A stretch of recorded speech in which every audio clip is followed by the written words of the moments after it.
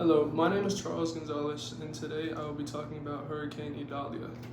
So, when it comes to this hurricane, you really need to understand the impact and the importance of the damages that a hurricane and a natural disaster like this can cause. So, what I want to start with is a hurricane is one of the most powerful forces that can be done by nature. Essentially, what causes these is what people want to say, scientists, they want to say climate change is essentially what's causing more and more hurricanes.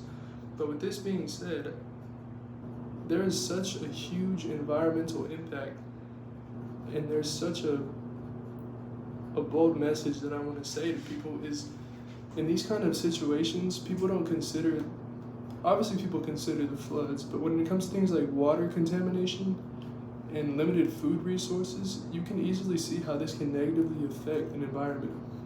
Not only that is, whenever there are these kind of bounds placed on people, they're not allowed to work. So essentially the economy in this specific part of Florida is essentially falling, which it happens with every natural disaster where they have a stronger economy. So just some numbers I want to say, it is the only hurricane in the last hurricane season that has reached landfall. It was a Category 3 hurricane with 125 mile per hour winds, which is absurd.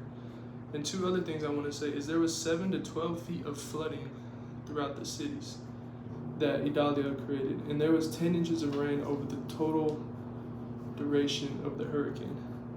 Now, what I want to go back on is the economy impact, because what people don't understand is in these kind of situations, companies and people's jobs completely cease to exist. Like, they come to a complete halt.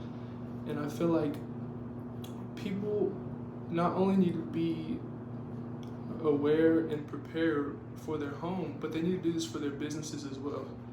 So some things I would say for the businesses, have some proper technological advancements where your company doesn't have to be operated in one place.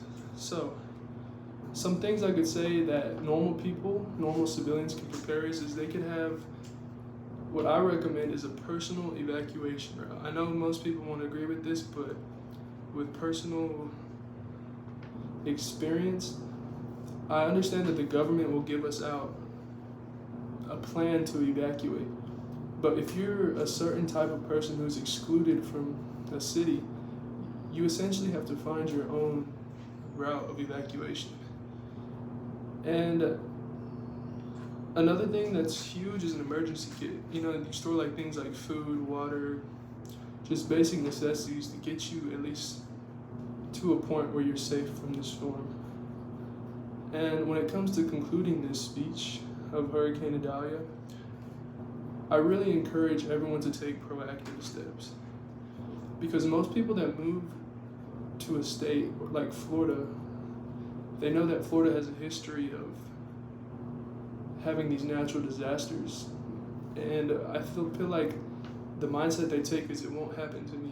So what I encourage everyone who lives in these areas is to actually take action, because nobody knows when it's truly going to happen.